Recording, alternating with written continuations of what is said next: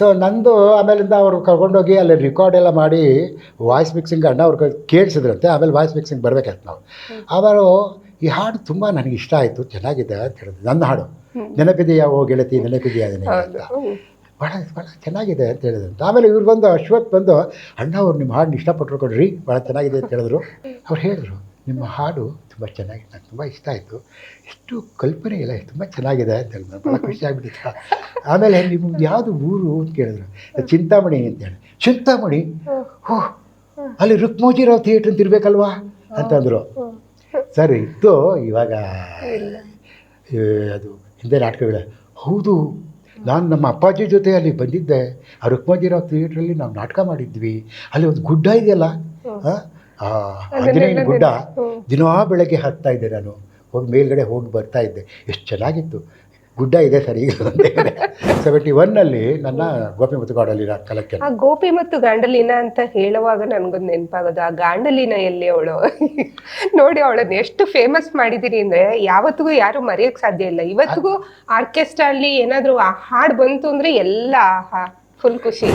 ನಾನು ಬೆಂಗಳೂರು ಬಂದಾಗ ಒಂದ್ಸಲ ವೈಎನ್ ಕೇಳ್ದೆ, ಸರ್ ಪ್ರಜಾವಾಣಿಗೆ ನಾವು ಪದ್ಯ ಕಳಿಸ್ಬೋದಾ ಅಂತ. ಏನ್ರಿ ಹಿಂಗೆ ಕೇಳ್ತೀರಿ, ನಿಮ್ಮಂಥವರೇ ಕಳಿಸ್ಬೇಕಾಗಿರೋದು, ಹೊಸಬರೆಲ್ಲ ಬರೀಬೇಕು, ಕಳಿಸಿ ಅಂದರು.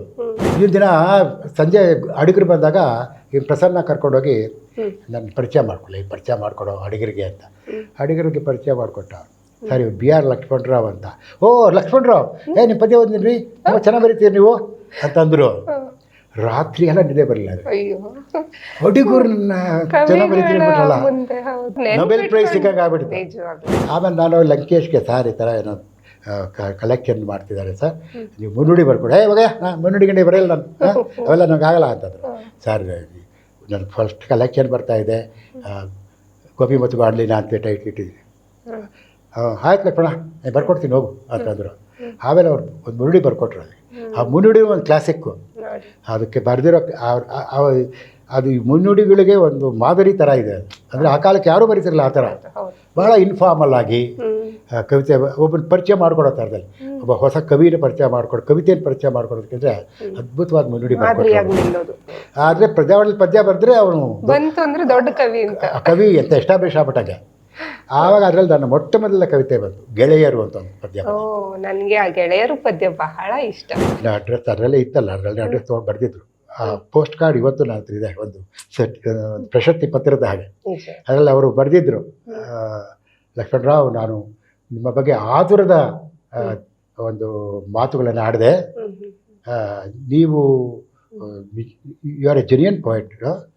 ನೀವು ಬರೆಯುವಾಗ ನಿಜವಾದ ಕವಿ, ನೀವು ಆ ಥರ ಬರೆಯುವಾಗ ಪ್ರಾಮಾಣಿಕತೆ ಅದ. ಭಾಳ ಟುವಟಾರ ನನಗೆ ತುಂಬ ಇಷ್ಟ ಆಯಿತು.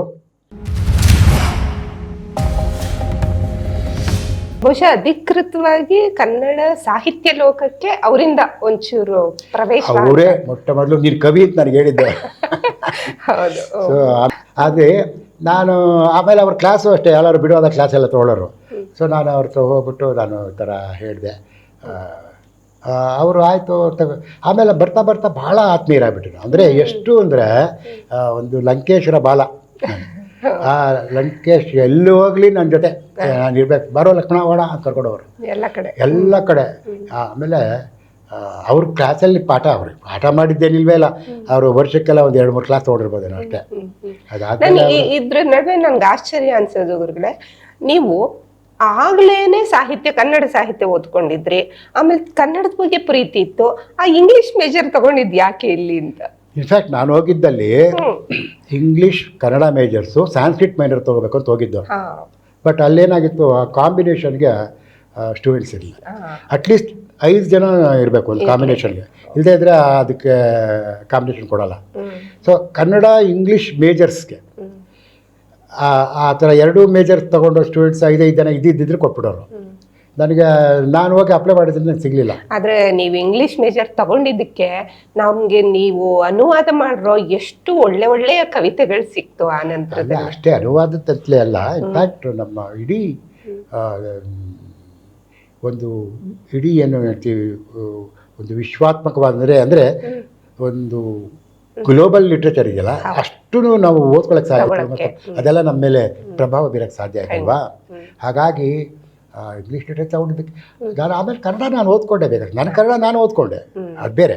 ಆನಂತರ ನೀವು ಕನ್ನಡ MA ಕೂಡ ಮಾಡಿದ್ರಿ. MA ಕೂಡ ಮಾಡಿದೆ. ಅದು ನನ್ನ ಒಂದು ನನ್ನ ಖುಷಿ ಮಾಡಿದ್ದಷ್ಟೇ. ಹೌದು. ಅದೇ ಮತ್ತು ನನ್ನ ಸ್ವಲ್ಪ ನಮ್ಮ ಏನು ನೀವು ಕ್ಲಾಸಿಕಲ್ ಪೊಯೆಟ್ರಿ ಅಂತ ಹೇಳ್ತೀವಲ್ಲ, ಸೊ ಪಂಪ ಇವನ್ನೆಲ್ಲ ಕುಮಾರವ್ಯಾಸ, ಅದಕ್ಕೋಸ್ಕರ ಅಂತ ನಾನು ಕನ್ನಡ MA ಮಾಡಿದೆ.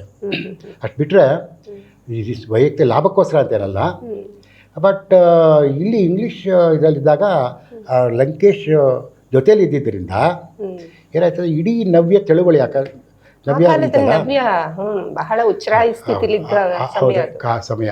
ಹಾಗಾಗಿ ಆಮೇಲೆ ಆ ಇಡೀ ನವ್ಯ ಚಳವಳಿಯ ವಕ್ತಾರರಾಗಿದ್ದವರು ಅಥವಾ ಅದಕ್ಕೆ ಅಧ್ವರಿಯು ಅಂತ ಕರಿತಾ ಇದ್ರು ಮುಖಂಡರಾಗಿದ್ದವರು ಗೋಪಾಲಕೃಷ್ಣ ಅಡಿಗರು ಅಲ್ವಾ.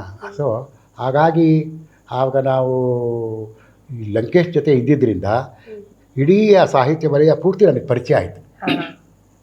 ಅವ್ರ ಜೊತೆ ಯಾವಾಗಲೂ ಇರ್ತಿದ್ದಿಲ್ಲ. ಜೊತೆಗೆ ಪ್ರಜಾವಾಣಿ ಆಫೀಸ್ಗೆ ಕರ್ಕೊಂಡೋಗಿದ್ರು ಒಂದ್ಸಲ. ಅಲ್ಲಿ YN ಕೃಷ್ಣಮೂರ್ತಿಯವರು, YNK ಭಾಳ ಅವರು ಸುಮಾರಾಗಿ ನವ್ಯ ಸಾಹಿತ್ಯ ಚಳವಳಿಯಲ್ಲಿ ಬಹಳ ಪ್ರಮುಖ ಪಾತ್ರ ವಹಿಸಿದವರು, ಬಹಳ ಜನ ಮುಂದೆ ತಂದಂಥವ್ರು. ಅಂಥ YNK ಪರಿಚಯ ನನಗಾಯಿತು. YNK ನನಗೆ ನಿಜವಾಗ ನನ್ನ ಮೆಂಟರ್ ಅಂದರೆ YNK. ಯಾಕಂದರೆ ಲಂಕೇಶ್ ನಮ್ಮ ಮೇಷ್ಟ್ರು, ಆದರೆ ಇವ್ರ ಜೊತೆ ಆ ಥರದ ಸಂಕೋಚ ಇರಲಿಲ್ಲ. ಜೊತೆಗೆ ನಮ್ಮ ಹಾಸ್ಟೆಲ್ ಹತ್ರನೇ ಅವ್ರ ಮನೆ ಇತ್ತು. ಅವ್ರ ಮನೆಗೆ ನಾನು ಭಾನುವಾರ ದಿನ ಬೆಳಗ್ಗೆ ಹೋಗ್ತಾ ಇದ್ದೆ, ಬಿಡುವ ಇರ್ತಿತ್ತಲ್ಲ, ಅವರು ಕೂಡ ರಜೆ ಇರ್ತಿತ್ತು. ಅವ್ರ ಮನೆಯೇ ದೊಡ್ಡ ಒಂದು ಏನು ದೊಡ್ಡ ಲೈಬ್ರರಿ, ಗ್ರಂಥಾಲಯ.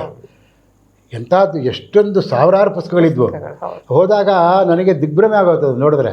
ಅವರೇ ನನಗೆ ಲಕ್ಷ್ಮಣ ಈ ಪುಸ್ತಕ ಓದು ಅಂತೇಳಿ ಪುಸ್ತಕ ಕೊಟ್ಟು ಓದಿಸಿದ್ರು. ಅಂದರೆ ಇಂಗ್ಲೀಷ್ ಲಿಟ್ರೇಚರ್ ಅಷ್ಟೇ ಅಲ್ಲ, ಕನ್ನಡದಲ್ಲಿ ಕೂಡ ಮೊಟ್ಟ ಮೊದಲು ಸಂಸ್ಕಾರ ಕೊಟ್ಟು ಓದಿಸಿದವರು ಅವರೇ. ಹೀಗೆ ನನಗೆ ನನ್ನ ಟೋಟಲ್ ನನ್ನ ವ್ಯಕ್ತಿತ್ವವನ್ನು ರೂಪಿಸಿದವರೇ ಆ ಇಬ್ಬರು ಮಹನೀಯರು, ಯಾರು ಲಂಕೇಶ್ ಮತ್ತು YNK. ಅವ್ರನ್ನ ಯಾವಾಗಲೂ ನನ್ನ ಮೆಂಟರ್ಸ್. ಆಮೇಲೆ ಅವತ್ತಿನ ಕಾಲಕ್ಕೆ ಪ್ರಜಾವಾಣಿ ಪತ್ರಿಕೆ ಅಂತಂದ್ರೆ ಮುದ್ರಣ ಮಾಧ್ಯಮದಲ್ಲಿ ಅದೊಂದು ತುಂಬಾ ದೊಡ್ಡ ಒಂದು ಏನು ಕೊಡುಗೆ ಅದು ಅಲ್ವಾ.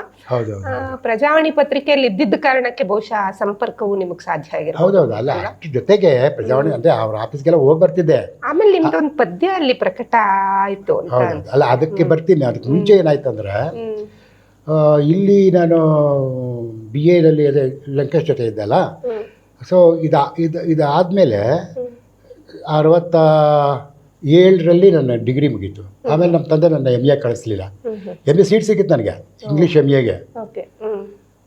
ಇಂಗ್ಲೀಷ್ MAಗೆ ಬೆಂಗಳೂರು ಇದು ಯೂನಿವರ್ಸಿಟಿನಲ್ಲಿ 15 ಜನ ಅಷ್ಟೇ ಇದ್ದಿದ್ದು ಕೆಪಾಸಿಟಿ. ಅದಕ್ಕೆ 15 ಜನದಲ್ಲಿ 14 ಜನ ಹುಡುಗಿಯರಿಗೂ ಮತ್ತು ನನಗೆ ಮಾತ್ರ ಸಿಕ್ಕಿತ್ತು. ಇನ್ನು 14 ಜನ ಸೈನ್ಸ್ ಫಿಲಮಿನಸ್ ಕಾಲೇಜ್ ಅಲ್ಲಿಂದ ಬಂದವರು. ಇಲ್ಲಿಂದ ಬಂದವರು ನಾನು ಒಬ್ಬನೇ. ಯಾಕಂದರೆ 3 ಜನ ಇದ್ದಿದ್ದು, ಅದರಲ್ಲಿ 3 ಜನರಲ್ಲಿ ನೀವು ಪಾಸ್ ಆಗಿದ್ದು ನಾನೊಬ್ಬ. ಸರಿ. ಇನ್ನೊಬ್ಬ ನನ್ನ ಕ್ಲಾಸ್ಮೇಟ್. ಹೌದು. ಆದರೆ ನಮ್ಮ ತಂದೆ ಕಳಿಸ್ಲಿಲ್ಲ ಅವ್ರು. ಯಾಕಂದರೆ ನೀನು ದೊಡ್ಡ ಮಗ, ನೀನೇ ಹೋಗ್ಬಿಟ್ರೆ ಇನ್ನು ತಿರುಗಿ ಇಲ್ಲಿ ಮನೆ ಯಾರು ನೋಡ್ಕೊಳ್ಳೋರು. ನಮ್ಮ ತಂದೆ ಆರೋಗ್ಯವು ಅಷ್ಟು ಚೆನ್ನಾಗಿರ್ತಿರ್ಲಿಲ್ಲ. ಅದಕ್ಕೋಸ್ಕರ ಇಲ್ಲ, ನೀನು ಇರಬೇಕು ಅಂತ.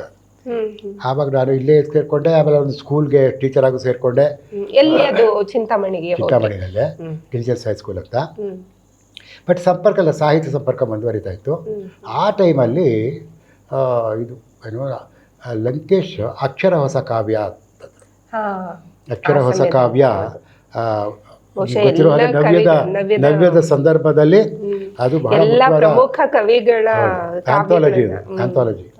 ಸೊ ಅದಕ್ಕೆ ಅಕ್ಷರ ಹೊಸ ಕಾವ್ಯ ಅಕ್ಷರ ಪ್ರಕಾಶನದಿಂದಲೇ ಬಂತದ್ದು. ಅದಕ್ಕೆ ಅವರು ಆಗ ನಾನು ಲಂಕೇಶ್ಗೆ ನಾನು ಕೆಲವು ಪದ್ಯಗಳು ಓದಕ್ಕೆ ಕೊಟ್ಟಿದ್ದೆ. ಅದು ಹೇಗಿದೆ ಅಂತ ಕೇಳಕ್ಕೆ ಭಯ ನನಗೆ. ಅವ್ರು ಕೇಳೇ ಇರಲಿಲ್ಲ, ಕೊಟ್ಟಿದ್ದೆ. ಅವ್ರೇನು ಹೇಳೂ ಇರಲಿಲ್ಲ. ಆದರೆ ಏನಾಯಿತು, ಈ ಅಕ್ಷರ ಹೊಸ ಕಾವ್ಯ ಬರಬೇಕಾದಾಗ ಅದರಲ್ಲಿ ನನ್ನ 5 ಕವಿತೆ, ಅದು ನನ್ನ ಇನ್ನೂ ಒಂದು ಕಲೆಕ್ಷನ್ ಕೂಡ ಬಂದಿರಲಿಲ್ಲ. ನಾನು 5 ಕವಿತೆಗಳನ್ನು ಅದರಲ್ಲಿ ಹಾಕಿ, ಅದರಲ್ಲಿ ಫೋಟೋಗ್ರಾಫರ್ ಇತ್ತು, ಗೋಪಿ ಮತ್ತು ಗಾಡಲಿನ ಇತ್ತು, ಸಖಿ ಗೀತ ಅನ್ನೋದಿತ್ತು, ವಿಜ್ಞಾನ ಅನ್ನೋದಿತ್ತು, ಈ ಹಸಿರು ಹಾಗೋದಿತ್ತು. 5 ಕವಿತೆಗಳು. ಅದೇನೋ ಭಾಳ ಮೇಜರ್ ಕವಿಗಳಿಗೆ ಕೊಟ್ಟಷ್ಟು ಜಾಗ ಕೊಟ್ಬಿಟ್ಟಿದ್ದಾರೆ ನನಗೆ. ಕೊಟ್ಟು 5 ಅದು ಹಾಕಿ, ಅದು ಮುನ್ನುಡಿನಲ್ಲೂ ಕೂಡ ನನ್ನ ಬಗ್ಗೆ ಭಾಳ ಅವರು ಭಾಳ ಭರವಸೆಯ ಕವಿ ಅಂತ ಬರೆದಿದ್ರು. ಯುವ ಜನಾಂಗದ ತಬಕ ತಲ್ಲರಗಳೆಲ್ಲ ಹೇಳುವಂಥ ಕವಿ ಅಂತೆಲ್ಲ ಬರೆದು ನನ್ನ ಬಗ್ಗೆ ಭಾಳ ಭರವಸೆಯ ಮಾತುಗಳನ್ನು ಆಡಿದರು ಅವರು. ಅದು ನನಗೆ ನಿಜವಾಗೂ ಕನ್ನಡ ಸಾರಸ್ವತ ಲೋಕದಲ್ಲಿ ಒಬ್ಬ ಕವಿಯಾಗಿ ನಾನು ಎಸ್ಟಾಬ್ಲಿಷ್ ಮಾಡಿದ್ದು ಅಕ್ಷರ ಹೊಸ ಕಾವ್ಯ. ಖಂಡಿತ. ಯಾಕಂದರೆ ಅಂಥ ಆಂಥಾಲಜಿನಲ್ಲಿ ನಾನು ಬಂತು ಅಂತ. ಅದು ಅಂಥ ದೊಡ್ಡ ದೊಡ್ಡ ದಿಗ್ಗಜರ ಮತ್ತು I was the youngest poet ಅಲ್ಲಿ. ಅದರಲ್ಲಿ ಆ ಕವಿಗಳ ಸಾಲಲ್ಲಿ ನಾನೇ ಅತ್ಯಂತ ಕಿರಿಯ. ನನಗಿಂತ ದೊಡ್ಡವನು ಅಂದರೆ ಶ್ರೀಕೃಷ್ಣ ಹಾಲ್ನಳ್ಳಿ. ಹಾಲ್ನಳ್ಳಿ ನನಗಿಂತ ದೊಡ್ಡವನು, 2 ವರ್ಷ ದೊಡ್ಡವನಾಗಿದ್ದ. ಅವನದೊಂದು ಕಲೆಕ್ಷನ್ ಬಂದಿತ್ತು ಅಷ್ಟೊತ್ತಿಗೆ. ನಂದೊಂದು ಕಲೆಕ್ಷನ್ ಕೂಡ ಬಂದಿಲ್ಲ ನಾನು. ಆದ್ರೂ ನಿಮ್ಮ ಮೇಲೆ ಭರವಸೆ ಇಟ್ಟು ಈಗ ನೋಡಿ ಎಷ್ಟೊಂದು ಅಲ್ಲ, ಅದಾದ್ಮೇಲೆ ದೊಡ್ಡ ಕಾಂಟ್ರವರ್ಸಿನೂ ಆಯ್ತದು. ಆವಾಗ ಅನಂತಮೂರ್ತಿಯವರು ಅದ್ರ ಬಗ್ಗೆ ಎಲ್ಲ ಪತ್ರ ಬರೆದು ಕನ್ನಡಪ್ರಭದಲ್ಲಿ ದೊಡ್ಡ ವಾಗ್ವಾದ ನಡೀತು. ಈ ಲಂಕೇಶ್ ಆಂಥಾಲಜಿನಲ್ಲಿ ಭಾಳ ಏನಂದರೆ ಭಾಳ ಗಂಭೀರವಲ್ಲದ ಅಂಥ ಕವಿಗಳನ್ನೆಲ್ಲ ಹಾಕ್ಕೊಂಡ್ಬಿಟ್ಟಿದ್ದಾರೆ. ಅಂತೆಲ್ಲ ಹಾಕಿ ಹಿಪ್ಪಿಗಳು ಡ್ಯಾಂಡಿಗಳು ಇವ್ರದ್ದೆಲ್ಲ ಹಾಕ್ಬಿಟ್ಟಿದ್ದಾರೆ. ಅಂತೆಲ್ಲ ನಮ್ಮನ್ನೆಲ್ಲ ಹಿಪ್ಪಿ ಡ್ಯಾಂಡಿ ಎಲ್ಲ ಕರೆದಿದ್ರು. ಹಾಗೆ ಅದ್ರ ಬಗ್ಗೆ ಎಲ್ಲ ವಾಗ್ವಾದ ನಡೆದಿತ್ತು. ಬಟ್ ಲಂಕೇಶ್ ಸಮರ್ಥನೆ ಮಾಡ್ಕೊಂಡಿದ್ರು ಎಲ್ಲ. ಒಟ್ಟು ಇವರು ಈ ಆಂಥಾಲಜಿ ಅಭಿರುಚಿಯ ಬಗ್ಗೆನೇ ನನಗೆ ಅನುಮಾನ ಬರ್ತಿದೆ ಅಂತ ಹೇಳಿದರು ಅನಂತಮೂರ್ತಿ. ಯಾಕಂದರೆ ಅವರಿಬ್ಬರಲ್ಲೂ ರೈವಲ್ರಿ ಇತ್ತು. ಆಮೇಲೆ ಸಹಜವಾಗಿ ಆವತ್ತಿನ ಕಾಲಕ್ಕೆ ಅದು ಆಗುತ್ತೆ. ಹೊಸ ಸಂವೇದನೆಯ ಒಂದು ಆಂಥಾಲಜಿ ಆಗಿತ್ತು ಅದು. ಆಮೇಲೆ ಹೊಸದನ್ನ ಬೇಗ ಸ್ವೀಕಾರ ಮಾಡಕ್ಕೆ ಸಾಧ್ಯ ಇಲ್ಲ, ಅದು ಆಗಿತ್ತು. ನಾವೆಲ್ಲ ಬರೀತಾ ಇದ್ದ ರೀತಿನೂ ಒಂಥರ ಇತ್ತು. ಆಮೇಲೆ ಅದಾದಮೇಲೆ ಏನಾಯಿತು, ನನ್ನ ಇದು ಮೊದಲ ಕವನ ಸಂಕಲನ ಗೋಪಿ ಮತ್ತು ಗಾಂಡಲೀನ, ಅದು ನಾನು ಹೇಳಿದ್ದು ಅಕ್ಷರ ಹೊಸ ಕಾವ್ಯ 1917 ಬಂದಿದ್ದು. ಇದು 71 ನನ್ನ ಗೋಪಿ ಮತ್ತು ಗಾಂಡಲೀನ ಕಲೆಕ್ಷನ್. ಆ ಗೋಪಿ ಮತ್ತು ಗಾಂಡಲೀನ ಅಂತ ಹೇಳುವಾಗ ನನಗೊಂದು ನೆನಪಾಗೋದು, ಆ ಗಾಂಡಲೀನ ಎಲ್ಲಿ ಅವಳು ನೋಡಿ, ಅವಳನ್ನ ಎಷ್ಟು ಫೇಮಸ್ ಮಾಡಿದಿರಿ ಅಂದ್ರೆ ಯಾವತ್ತಿಗೂ ಯಾರು ಮರೆಯಕ್ ಸಾಧ್ಯ ಇಲ್ಲ. ಇವತ್ತಿಗೂ ಆರ್ಕೆಸ್ಟ್ರಾ ಅಲ್ಲಿ ಏನಾದ್ರು ಆ ಹಾಡು ಬಂತು ಅಂದ್ರೆ ಎಲ್ಲ ಫುಲ್ ಖುಷಿ, ಅಷ್ಟು ಚೆನ್ನಾಗಿ ಹಾಡು. ಅಲ್ಲ, ಅದು ಇನ್ನೊಂದು ಹೇಳಿದ್ರೆ ನೀವು ಕೇಳಿದೆ ಆಗಲೇ ಪ್ರಜಾವಾಣಿ ಅಂತ. ಸೊ ಪ್ರಜಾವಾಣಿನಲ್ಲಿ ಬಹುಶಃ 1968 ಏನೋ ಕವಿತೆ ಹಾಕೋಕ್ಕೆ ಶುರು ಮಾಡಿದ್ರು, ಪಬ್ಲಿಷ್ ಮಾಡೋಕ್ಕೆ ಶುರು ಮಾಡಿದ್ರು. ಅಂದರೆ ಅದಕ್ಕೆ ಮುಂಚೆ ಕವಿತೆಗಳು ಇಲ್ಲ, ಹೊಸದಾಗಿ ಒಂದು ಕವಿತೆನ, ಅದು YNK, ಅದು ಹೊಸ ಕವಿತೆಗಳನ್ನು ಹಾಕಿ ಅದಕ್ಕೆ ರಾಮಮೂರ್ತಿ ಕಾರ್ಟೂನ್ ಬರೆಯೋರು, ಅದು ಕೂಡ ಭಾಳ ಫೇಮಸ್. ಎಷ್ಟೋ ಸರಿ ಕಾರ್ಟೂನ್ ಚೆನ್ನಾಗಿದೆ ಪದ್ಯಕ್ಕಿಂತ ಅನ್ನೋರು ರಾಮಮೂರ್ತಿದು. ಅವರು ಕಾರ್ಟೂನು ಬರೆಯೋರು. ಅವರು ಅದರಲ್ಲಿ ಪದ್ಯಗಳನ್ನು ಹಾಕೋಕ್ಕೆ ಶುರು ಮಾಡಿದ್ರು 68 ಅಂತ ಕಾಣ್ತದೆ. ಆಗ ನಾನು ಬೆಂಗಳೂರು ಬಂದಾಗ ಒಂದ್ಸಲ YNK ಕೇಳಿದೆ, ಸರ್ ಪ್ರಜಾವಾಣಿಗೆ ನಾವು ಪದ್ಯ ಕಳಿಸ್ಬೋದಾ ಅಂತ. ಏನ್ರಿ ಹಿಂಗೆ ಕೇಳ್ತೀರಿ, ನಿಮ್ಮಂಥವರೇ ಕಳಿಸ್ಬೇಕಾಗಿರೋದು, ಹೊಸಬರೆಲ್ಲ ಬರೀಬೇಕು, ಕಳಿಸಿ ಅಂದರು. ಆಮೇಲೆ ಒಂದು ಪದ್ಯ ಕಳಿಸ್ದೆ. ಪ್ರಜಾವಾಣಿಲಿ ಬರೋದು, ಆ ಪ್ರಜಾವಾಣಿಲಿ ಪದ್ಯ ಬರೋದು ಅಂತಲೇ ಭಾಳ ಪ್ರತಿಷ್ಠೆಯ ಸಂಗತಿ ಆಗಿತ್ತಾಗ. ಆದರೆ ಪ್ರಜಾವಾಣಿಲಿ ಪದ್ಯ ಬರೆದ್ರೆ ಅವನು ಬಂತು ಅಂದರೆ ದೊಡ್ಡ ಕವಿ ಅಂತ ಎಸ್ಟಾಬ್ಲಿಷ್ ಆಗ್ಬಿಟ್ಟಾಗೆ. ಆವಾಗ ಅದರಲ್ಲಿ ನನ್ನ ಮೊಟ್ಟ ಮೊದಲ ಕವಿತೆ ಬಂತು, ಗೆಳೆಯರು ಅಂತ ಒಂದು ಪದ್ಯ. ನನಗೆ ಆ ಗೆಳೆಯರು ಪದ್ಯ ಬಹಳ ಇಷ್ಟ. ಅದ್ರಲ್ಲಿ ನೀವು ಗೆಳೆಯರು ಬಹುಶಃ ಹಾಡಿನ ಬಗ್ಗೆ ಹೇಳ್ತಾ ಇದೆಯಾ, ಪದ್ಯ ಬಂದಿತ್ತಾಗ ಆ ಪದ್ಯ ಅದು ಬಂದ ಮೇಲೆ, ಅದೇ ಅಫ್ಕೋರ್ಸ್ ಅದು ಬಂದಮೇಲೆ ಪುಂಖಾನುಪುಂಖವಾಗಿ ಪ್ರಜಾವಾಣಿಯಲ್ಲಿ ನನ್ನ ಕವಿತೆಗಳು ಬಂದವು. ಎಷ್ಟು ಅಂದರೆ ನನ್ನ ಪ್ರಜಾವಾಣಿ ಕವಿ ಅಂತ ಕರಿತಾ ಇದ್ದರು. ಯಾಕಂದರೆ ಪ್ರತಿ 2 ತಿಂಗಳಿಗೊಂದು ಪದ್ಯ ಬರ್ತಾ ಇತ್ತು ಅಂತು. ಮತ್ತು ಇವತ್ತಿಗೂ ರೆಕಾರ್ಡ್ ಇದೆ, ಇವತ್ತಿಗೂ ದಾಖಲೆ ಏನಂದರೆ ಪ್ರಜಾವಾಣಿಯಲ್ಲಿ ನನ್ನಷ್ಟು ಪದ್ಯಗಳಿಂದ ಯಾರ್ದು ಪಬ್ಲಿಷ್ ಆಗಿಲ್ಲ. 100ಕ್ಕೂ ಹೆಚ್ಚು ಕವಿತೆಗಳು ಪ್ರಜಾವಾಣಿಯಲ್ಲಿ ನಾನು ಪಬ್ಲಿಷ್ ಆಗಿದೆ. ಅಂಥ ಸುಮಾರು ದಾಖಲೆಗಳಿದೆ ನಿಮ್ಮ ಹೆಸರಲ್ಲಿ. ಅದು ಅದಾದಮೇಲೆ ಏನಾಯಿತು, ದಾವಣಗೆರೆಯಲ್ಲಿ ಸಮಾವೇಶ ನಡೆದಿತ್ತು. ಅಲ್ಲಿ ದೊಡ್ಡ ಸಮಾವೇಶ, ನವ್ಯದ ಬಹಳ ದೊಡ್ಡ ಸಮಾವೇಶ.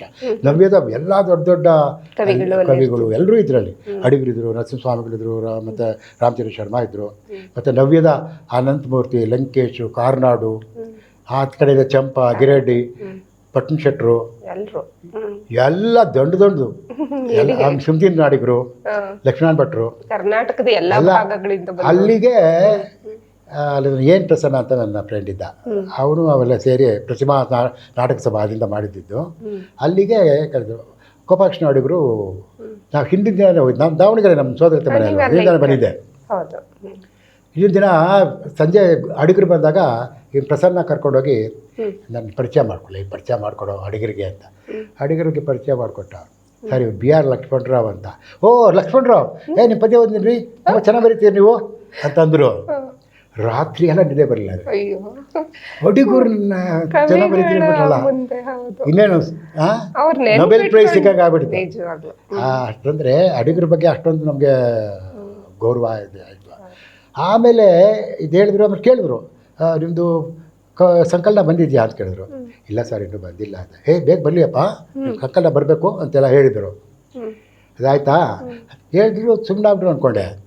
ಬಟ್ ನೋಡಿ ಹೇಗೆ ನಮಗೆ ಅದೃಷ್ಟ ಇತ್ತಂದ್ರೆ, ಈ ಅಡುಗರು ಹೋಗಿ ಅಕ್ಷರ ಪ್ರಕಾಶನದ ಕೆ ವಿ ಸುಬ್ಬಣ್ಣ ಅವ್ರ ಹತ್ರ ಹೋಗಿ, ಹುಡುಗ ಲಕ್ಷ್ಮಣರಾವ್ ಚೆನ್ನಾಗಿ ಬರೀತಾನೆ, ಅದನ್ನ ಕಲೆಕ್ಷನ್ ಮಾಡಬೇಕು ನೀವು ಅಂತ ಹೇಳಿ ಅವ್ರಿಗೆ ಹೇಳಿದ್ದಾರೆ. ಅವರು ಬೆಂಗಳೂರಿನಲ್ಲಿ ನಮ್ಮ ಬಾಕಿನಾಥ ಲಿಪಿ ಮುದ್ರಣ ಬಾಲಕೃಷ್ಣ ಅವ್ರಿಗೆ ಹೇಳಿ ಒಂದು ಕಲೆಕ್ಷನ್ ಮಾಡಿ ಅಕ್ಷರ ಪ್ರಕಾಶನಕ್ಕಾಗಿದ್ದೆ. ಅವನು ಬಾಕಿನ ನಂಗೆ ಹೇಳ್ದ, ಲಕ್ಷ್ಮಣ ಅವೆಲ್ಲ ಏಕವಚನದ ಗೆಳೆಯರು, ಇದೊಂದು ಕಲೆಕ್ಷನ್ ಮಾಡಬೇಕಂತಪ್ಪ ಅಕ್ಷರ ಪ್ರಕಾಶನದಿಂದ. ನಾನು ಏನು ನೋಡಿ, ಒಂದು ಅಲ್ಲ ಅವೆಲ್ಲ ಗೊತ್ತೇ ಇಲ್ಲ, ಹೇಳಿಲ್ಲ, ಗೊತ್ತಿಲ್ಲ. ಅಂದರೆ ಒಂದು ಸಂಕಲನ ಬರೋದೇ ಕಷ್ಟ ಆ ಕಾಲದಲ್ಲೆಲ್ಲ. ಆದರೆ ಅದೃಷ್ಟ ಅಂದರೆ ನನ್ನ ಹುಡ್ಕೊಂಡು ಬಂತ ಅದೆಲ್ಲ. ಅವರು ಅಕ್ಷರ ಪ್ರಕಾಶನದಿಂದ ಮಾಡಬೇಕು ಅಂತ ಹೇಳಿದ್ರಂತೆ. ಸರಿ ಹೇಳಿದ್ರು, ಭಾಳ ಖುಷಿ ಆಯ್ತು ನನಗೆ. ಆಮೇಲೆ ನಾನು ಲಂಕೇಶ್ಗೆ, ಸರ್ ಈ ಥರ ಏನೋ ಕಲೆಕ್ಷನ್ ಮಾಡ್ತಿದ್ದಾರೆ ಸರ್, ನೀವು ಮುನ್ನುಡಿ ಬರ್ಕೊಡಿ. ಇವಾಗ ನಾನು ಮುನ್ನುಡಿ ಗಂಡಿ ಬರೆಯಲ್ಲ, ನಾನು ಅವೆಲ್ಲ ನನಗೆ ಆಗಲ್ಲ ಅಂತಂದರು. ಸರ್ ನನಗೆ ಫಸ್ಟ್ ಕಲೆಕ್ಷನ್ ಬರ್ತಾಯಿದೆ, ಗೋಪಿ ಮತ್ತು ಗಾಡ್ಲಿನ ಅಂತ ಟೈಟ್ ಇಟ್ಟಿದ್ದೀನಿ. ಆಯ್ತು ಲಕ್ಷ್ಮಣ, ಬರ್ಕೊಡ್ತೀನಿ ಹೋಗು ಅಂತಂದರು. ಆಮೇಲೆ ಅವ್ರು ಒಂದು ಮುನ್ನುಡಿ ಬರ್ಕೊಟ್ರು. ಆ ಮುನ್ನುಡಿ ಒಂದು ಕ್ಲಾಸಿಕ್ಕು. ಅದಕ್ಕೆ ಬರೆದಿರೋ ಅದು ಮುನ್ನುಡಿಗಳಿಗೆ ಒಂದು ಮಾದರಿ ಥರ ಇದೆ. ಅಂದರೆ ಆ ಕಾಲಕ್ಕೆ ಯಾರೂ ಬರೀತಿರಲ್ಲ ಆ ಥರ. ಭಾಳ ಇನ್ಫಾರ್ಮಲ್ ಆಗಿ ಕವಿತೆ ಒಬ್ಬನ ಪರಿಚಯ ಮಾಡ್ಕೊಡೋ ಥರದಲ್ಲಿ, ಒಬ್ಬ ಹೊಸ ಕವಿನ ಪರಿಚಯ ಮಾಡ್ಕೊಡು, ಕವಿತೆಯನ್ನು ಪರಿಚಯ ಮಾಡ್ಕೊಡೋದಕ್ಕಿಂತ ಅದ್ಭುತವಾದ ಮುನ್ನುಡಿ ಬರ್ಕೊಟ್ಟು. ಅಂದರೆ ಅದು ಬಂತು, ಗೋಪಿ ಮತ್ತು ಗಾಡಲಿನ ಬಂತು 1971 ಬಂತದ್ದು. ಅಲ್ಲಿಂದ ಆಚೆಗೆ ನಾನು ಹಿಂತಿರುಗಿ ನೋಡಬೇಕಾದ ಪ್ರಮೇಯವೇ ಬರಲಿಲ್ಲ. ಇದು ಇಡೀ ನಾನು ಈ ಕಾವ್ಯ ಲೋಕಕ್ಕೆ ಹೇಗೆ ಬಂದೆ, ಹೇಗೆ ಎಂಟ್ರಿ ಆದೆ ಅನ್ನೋದನ್ನ ಇಷ್ಟು ವಿವರವಾಗಿ ನಾನು ಹೇಳಿದೆ. ನಿಜವಾಗಿ ಬಹಳ ಖುಷಿ ಆಗದೆ. ಏನು ಗೊತ್ತಾ, ಅಲ್ಲೂ ಒಂದು ದಾಖಲೆ. ಅದುವರೆಗೆ ಬಹುಶಃ ಮುನ್ನುಡಿಯನ್ನ ಯಾರಿಗೂ ಬರೀತಿದ್ರೋ ಇಲ್ವೋ ನಂಗಂತೂ ಗೊತ್ತಿಲ್ಲ, ಬರ್ದೇ ಇಲ್ಲ. ಆದ್ರೆ ನಿಮ್ಮ ಮೇಲಿನ ಪ್ರೀತಿ, ಯಾಕೆ ಪ್ರೀತಿ ಒಂದೇ ಅಲ್ಲ, ಭರವಸೆ ಇತ್ತಲ್ಲ, ನೀವು ಅಷ್ಟು ಚೆನ್ನಾಗಿ ಬರೀತಿದ್ರಿ ಅಥವಾ ಬರೀತೀರಿ ಎನ್ನುವಂಥ ಭರವಸೆ ಇಟ್ಕೊಂಡು ಅವ್ರು ನಿಮಗೆ ಮುನ್ನುಡಿ ಬರ್ಕೊಟ್ಟು ನಿಮ್ಮ ಕಾವ್ಯದ ಯಾನಕ್ಕೆ ಮುನ್ನುಡಿಯನ್ನ ಬರೆದ್ರು ಏನೋ ಅಂತ ನಂಗೆ ಅನ್ಸುತ್ತೆ. ಖಂಡಿತ ಹೌದು. ಅಲ್ಲ, ಅದಕ್ಕೆ ನಾನು ಯಾವಾಗಲೂ ಹೇಳ್ತಾ ಇರ್ತೀನಿ, ನನ್ನನ್ನು ಲಕ್ಕಿ ಲಕ್ಷ್ಮಣ ಅಂತಲೇ ಕರೀತಾ ಇದ್ರು. ಲಕ್ಕಿ ಲಕ್ಷ್ಮಣ ಅಂತ, ಲಕ್ಕಿ ಅನ್ನೋ ಒಂಥರ ಲಕ್ಷ್ಮಣ ಅನ್ನೋದಕ್ಕೆ, ಲಕ್ಕಿ ಅನ್ನೋದಕ್ಕೆ ನನಗೆ ದೇಶ್ ಕುಲಕರ್ಣಿ ಅಂತ ವಿಮರ್ಶಿಲ್ಲ, ಅವ್ರು ನಾನು ಲಕ್ಕಿ ಅಂತಲೇ ಕರೀತಾ ಇದ್ದೀನಿ. ಅದು ಲಕ್ಕಿ ಅಂತ ವಾಸ್ ರಿಯಲಿ ಲಕ್ಕಿ. ಯಾಕಂದರೆ ಯಾರು ಹೂ ಈಸ್ ಲಕ್ಕಿ ಅಂದರೆ one who is with the right people at the right place at the right time ಅಂತ. ಎಕ್ಸಾಕ್ಟ್ಲಿ ಅಲ್ವಾ? ರೈಟ್ ಪೀಪಲ್ ಇರಬೇಕು, ರೈಟ್ ಟೈಮ್ ಇರಬೇಕು ಮತ್ತು ರೈಟ್ ಪ್ಲೇಸ್. ಅಂದರೆ ನನಗೆ ಅಂಥ ಅದೃಷ್ಟ ಒದಗಿ ಬಂದಿತ್ತು. ನನಗೆ ಆ ಥರದ ಆ ಕಾಲಕ್ಕೆ ಆ ಹಿರಿಯರೆಲ್ಲ ನಮ್ಮನ್ನು ಆ ಥರ ನಮ್ಮನ್ನು ಕಾರ್ಯಕಾರಣ ಸಂಬಂಧ ಅಂತೀವಲ್ಲ, ಹೌದು, ಅದು ಆ ಥರದಲ್ಲಿ ಬೆಳೆದು ಬಂದೆ.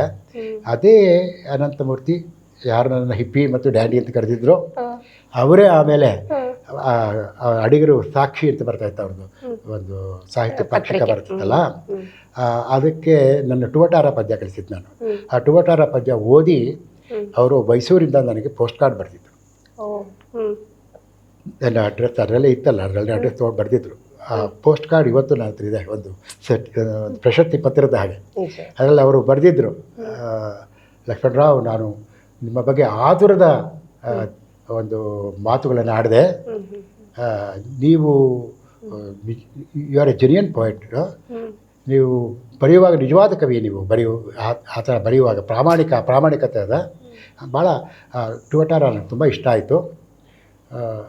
ರಾಮಾನುಜನರ ಒಂದು ಏನು ಪ್ರಭಾವದಿಂದ ನೀವು ಬಿಡಿಸ್ಕೋಬೇಕು ಅಂತ ಬರೆದಿದ್ರು. ರಾಮಾನುಜನ್ ಅವರೆಲ್ಲ ಬರೀತಿದ್ರು, ಅವರು ಬರೆದಿದ್ರಲ್ಲ, ಹಾಗಾಗಿ ಸೊ ಪ್ರಭಾವ ಜಾಸ್ತಿ ನೋಡಿ. ಅವ್ರಿಗೆ ಅದ್ಯಾವುದೋ ಅವರ ಹಠ ಅದೆಲ್ಲ ಅಲ್ಲ, ಅವ್ರು ಅವಾಗ ಬರೆದಿದ್ರು, ಅವಾಗ. ಆದರೆ ಒಬ್ಬರ ಬಗ್ಗೆ ಗೊತ್ತಾದಾಗ ಅಥವಾ ತನ್ನ ಅಭಿಪ್ರಾಯ ಸರಿ ಇಲ್ಲ ತಪ್ಪು ಅಂತ ಗೊತ್ತಾದಾಗ ಅದನ್ನು ಒಪ್ಕೊಳ್ಳೋದು ದೊಡ್ಡತನ. ಒಪ್ಕೊಳ್ಳೋದು ತಿದ್ಕೊಳ್ಳೋದು ಇದೆಯಲ್ಲ ನೋಡಿ, ಅದು ಆಮೇಲಿಂದ ಅನಂತಮೂರ್ತಿ ಭಾಳ ಕ್ಲೋಸ್ ಆಗಿಬಿಟ್ಟಿದ್ರು. ಇನ್ಫ್ಯಾಕ್ಟ್ ನನ್ನ 3ನೇ ಸಂಕಲನ ಲಿಲ್ಲಿಪುಟ್ಟಿ ಹಂಬಲಾಗೆ ಅವರೇ ಮುನ್ನುಡಿ ಬರೆದ್ರು, ಅದ್ಭುತವಾದ ಮುನ್ನುಡಿ ಬರ್ತಾರೆ ಅವರು.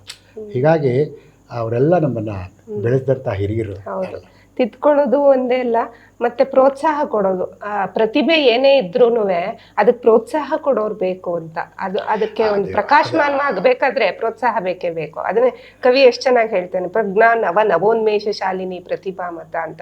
ಬಹುಶಃ ಅಂತ ಒಂದು ನವೋನ್ಮೇಷ ಶಾಲಿನಿ ಎಲ್ಲ ಸರಿ, ಆದ್ರೆ ಆ ಪ್ರತಿಭೆಗೆ ಪೊರೆಯುವವರು, ನೀರೆರೆಯುವವರು, ಬೆಳೆಸುವವರು, ಅದು ಆ ಪ್ರಾಪ್ತಿ ಬೇಕಲ್ವಾ, ಅದೂ ಬೇಕು. ಅಂದರೆ ಪ್ರತಿಭೆಯ ಜೊತೆಗೆ ಅದೃಷ್ಟನೂ ಇರಬೇಕು. ಆದರೆ ಇತ್ತು ನನಗೆ ಅಂತ ನಾನು ಬಹಳ ವಿನಯದಿಂದ ವಿನಮ್ರತೆಯಿಂದ ಒಪ್ಕೊಳ್ತೀನಿ. ಹಾಗಾಗಿ ಅದನ್ನು ನನ್ನ ಆ ಕಾಲದಲ್ಲಿ ನನ್ನ ಬೆಳೆದಂತೆ. ಇನ್ನೊಂದು ಮಾತು ನಾನು ಹೇಳಲೇಬೇಕು, ಈ ಹಿರಿಯರ ಬಗ್ಗೆ ಮಾತಾಡುವಾಗ ಹೇಳಿದೆ. ಇನ್ಫ್ಯಾಕ್ಟ್ ನನ್ನ ಮೊಟ್ಟ ಮೊದಲ ಭಾವಗೀತೆ ಆಕಾಶವಾಣಿಯಿಂದ ಪ್ರಸಾರ ಆಯಿತು. ಆವಾಗ ತಿಂಗಳ ಹೊಸ ಹಾಡು ಬರೋದು. ಅದರಲ್ಲಿ ತಿಂಗಳ ಹೊಸ ಹಾಡುಗಳಲ್ಲಿ ನನ್ನ ಮೊಟ್ಟ ಮೊದಲ ಕವಿತೆ ಏನು ಶ್ರುತಿ ಮೀರಿದ ಹಾಡು ಅಂತ ಬಂತು. ಶ್ರುತಿ ಮೀರಿದ ಹಾಡು. ಆ ಶ್ರುತಿ ಮೀರಿದ ಹಾಡುಗೆ ಮ್ಯೂಸಿಕ್ ಮಾಡಿದವ್ರು ಯಾರು ಗೊತ್ತಾ? ಸಿ ಅಶ್ವಥ್. ಅದು ನಮ್ಗೆ ಅವ್ರಿಗೆ ಪರಿಚಯವೇ ಇರಲಿಲ್ಲ ಆಗ. ಅದೇ ಅದನ್ನೇ ಯೋಗ ಅನ್ನೋದು. ಅದು ಆಕಾಶವಾಣಿಯವರು ಕಳಿಸಿರೋದಷ್ಟೇ, ಅವರೇನು ತಗೊಂಡಿದ್ದು ಅಲ್ಲ, ಆಕಾಶವಾಣಿಯವರು ಅವ್ರಿಗೆ ಕಳಿಸಿದ್ದಾರೆ. ಅವರು ಅದಕ್ಕೆ ಮ್ಯೂಸಿಕ್ ಮಾಡಿದ್ರು. ಶಿವಮೊಗ್ಗ ವಿಜಯರಾಘವಂತವರು ಹಾಡಿದ್ರು. ಆ ಹಾಡು ಪ್ರತಿ ಭಾನುವಾರ ಬರ್ತಾ ಇತ್ತು. ಅದ್ರ ನಡುವೆ ನನಗೊಂದು ಇಂಡಿಯನ್ ಲೆಟರ್ ಬಂತು. ಆ ಇಂಡಿಯನ್ ಲೆಟರು ಯಾರು ಬರೆದಿದ್ರು ಗೊತ್ತಾ? ಪೂತಿ ನರಸಿಂಹಾಚಾರ್ಯರು. ಪೂತಿ ನರಸಿಂಹಾಚಾರ್ಯರು ಅವರು ಮೈಸೂರಲ್ಲಿದ್ದರು. ಆ ಹಿರಿಯ ಕವಿಯಲ್ಲಿ ನಾನೆಲ್ಲಿ, ಅವರು ಹಾಡು ಕೇಳಿ ಅದು ಎಷ್ಟು ಇಷ್ಟಪಟ್ಟಿದ್ರು ಅಂದರೆ ಅವರಿಗೆ ಹೋಗಿ ಆಕಾಶವಾಣಿಗೆ ಹೋಗಿ ನನ್ನ ಅಡ್ರೆಸ್ ತೊಗೊಂಡು ನಮಗೆ ಇಂಡಿಯನ್ ಲೆಟ್ರ್ ಬರೆದಿದ್ರು. ಬರೆದು ನನಗೆ ಏನೋ ಪ್ರತಿ ವಾರ ಕೇಳ್ತಾ ಇದ್ದೀನಿ, ನನಗೆ ಯಾಕೋ ಭಾಳ ಸಂತೋಷ, ಭಾಳ ಇಷ್ಟ ಆಯಿತು ನಿಮ್ಮ ಹಾಡು. ಅದೇನೋ ಯಾವುದೋ ಒಂದು ಗಂಧರ್ವ ಲೋಕಕ್ಕೆ ತೊಗೊಂಡೋಗ್ತಾ ಇದೆ ನಿಮ್ಮದು. ಆ ಸಂಗೀತನೂ ಭಾಳ ಚೆನ್ನಾಗಿದೆ, ಭಾಳ ಇಷ್ಟ ಆಯಿತು, ಅದರಿಂದ ನಿಮಗೆ ಪತ್ರ ಬರೆದಿದ್ದೀನಿ ಅಂತ. ಇದು ನಿಜವಾಗಿ ಇನ್ನೊಂದು ನೊಬೆಲ್ ಪ್ರಶಸ್ತಿ. ಹೌದು, ಅಲ್ಲ ಇದೆ ಇವತ್ತು ಪತ್ರಗಳು, ಎರಡೂ ಪತ್ರಗಳಿದೆ. ಅನಂತಮೂರ್ತಿ ಬರೆದ ಪತ್ರನೂ ಇದೆ ಮತ್ತು ಪೂತಿನ ಬರೆದಿದ್ದು ಕೂಡ. ಇವೆಲ್ಲ ನಿಜವಾದ ಪ್ರಶ್ನೆ. ಇದು ಯಾರೋ ಕೊಟ್ಟ ಪ್ರಶ್ನೆ, ಇದು ಸ್ವತಃ ತಾವಾಗಿ ಕೊಟ್ಟಿದ್ದಲ್ವಾ. ಇದನ್ನು ನಾನು ಜ್ಞಾಪಿಸ್ಕೋಬೇಕಾಗಿದ್ರೆ ಅದನ್ನು ಕೂಡ ಹೇಳ್ತೀನಿ. ಇದು ನಾನು ಯಾಕೆ ಹೇಳಿದೆ ಅಂದರೆ, ಹೇಳಿದ್ನಲ್ಲ, ರೈಟ್ ಟೈಮಲ್ಲಿ ರೈಟ್ ಪೀಪಲ್ ಜೊತೆಗೆ ಒಂದು ಸಂಬಂಧ ಅದು ಸಿಗಬೇಕು ಅಂತಿದ್ರೆ ದಿ ಸೇಮ್ ಹ್ಯಾಪನ್. ಈ ಸುಗಮ ಸಂಗೀತಕ್ಕೂ ಅದೇ ಆಯಿತು. ನಾನು ಅದನ್ನು ಕೇಳಬೇಕು ಅಲ್ವಾ. ಸುಗಮ ಸಂಗೀತ ಲೋಕಕ್ಕೆ ಬಹುಶಃ ಅಶ್ವಥ್ ಅವರು ಅತಿ ಹೆಚ್ಚು ಹಾಡುಗಳನ್ನ ಏನಾದರೂ ಕಂಪೋಸ್ ಮಾಡಿದ್ರೆ ಅದರ ಹೆಸರಲ್ಲಿ ದಾಖಲೆ ಇದ್ರೆ ಅದು ನಿಮ್ದು. 100ಕ್ಕೂ ಹೆಚ್ಚು ಗೀತೆಗಳು, ಒಂದಕ್ಕಿಂತ ಒಂದು ತುಂಬಾ ಸೊಗಸಾಗಿರೋ ಗೀತೆಗಳು. ಆಮೇಲೆ ಅವರ ಶೈಲಿಯೇ ವಿಶಿಷ್ಟ. ಅದರಲ್ಲೂ ನಾವು ಸುಗಮ ಸಂಗೀತ ಕ್ಷೇತ್ರದಲ್ಲಿ ಅಶ್ವಥ್ ಅವ್ರನ್ನ ಮತ್ತು ಅನಂತಸ್ವಾಮಿ ಅವ್ರನ್ನ ದಿಗ್ಗಜ ದ್ವಯರು ಅಂತ ಕರಿತೀವಿ. ಅಂಥ ದಿಗ್ಗಜರ ಕೈಯಲ್ಲಿ ನಿಮ್ಮ ಹಾಡುಗಳು, ನಿಮ್ಮ ಸಾಲುಗಳು, ಅದು ಒಂಥರ ಪದಗಳಿಗೆ ಸಾಲುಗಳಿಗೆ ಪದಕವನ್ನು ಕೊಟ್ಟ ಹಾಗೆ ಅಷ್ಟು ಚೆನ್ನಾಗಿ ಅವ್ರು ಮಾಡಿದ್ರು. ಅದು ಕೂಡ ಹೇಗೆ ಹೇಳಿದ್ದೇನೆ ನಾನು. ಮೊದಲು ನಾವು ಭಾವಗೀತೆಗಳನ್ನು ರಾಗ ಸಂಯೋಜನೆಗೆ ಕೊಟ್ಟಿದ್ದು ಅನಂತ ಸ್ವಾಮಿ ಅವ್ರಿಗೇನೆ. ವೆಂಕಟೇಶ್ ಮೂರ್ತಿ ನಾನು ಅವರು ನಿಮ್ಮ ಹೊಸ ಹಾಡುಗಳು ಕೊಡಿ ಮಾಡ್ತೀನಿ ಹೇಳಿದ್ರು. ನಿಮಗೆ ಎಚ್ ಎಸ್ ವಿ ನನಗೆ 1976ರಿಂದ ನಮ್ಮ ಪರಿಚಯ ಆಗಿದ್ದು. ಬಟ್ ಅದಕ್ಕೂ ಮುಂಚೆ ಅವ್ರ ಕವಿತೆಗಳನ್ನೆಲ್ಲ ಓದಿದ್ದೆ. ಜೀವದ ಗೆಳೆಯ ಅವನು. ಸುಮಾರು 50 ವರ್ಷಗಳ ಒಡನಾಟ ನಮ್ಮದು. ಭಾಳ ಬಹುಶಃ ಅವ್ರನ್ನ ನೆನ್ಸ್ಕೊಂಡಾಗ, ನೀವು ನಿಮ್ಮನ್ನ ನೆನ್ಸ್ಕೊಂಡಾಗ ಅವರು ಅದೊಂಥರ ಅವಳಿ ಏನೋ ಅಶ್ವಿನಿ ದೇವತೆಗಳ ಥರ ನೀವಿಬ್ರು ಇದ್ದಿದ್ದು. ನಿಜವಾಗಿ ಅದೊಂಥರ ಖುಷಿ, ಆ ಗೆಳೆತನ, ಅದನ್ನೆಲ್ಲ ಇವತ್ತಿಗೂ ನಾವು ನೆನಪಿಸ್ಕೊಳ್ತೀವಿ. ಖುಷಿ.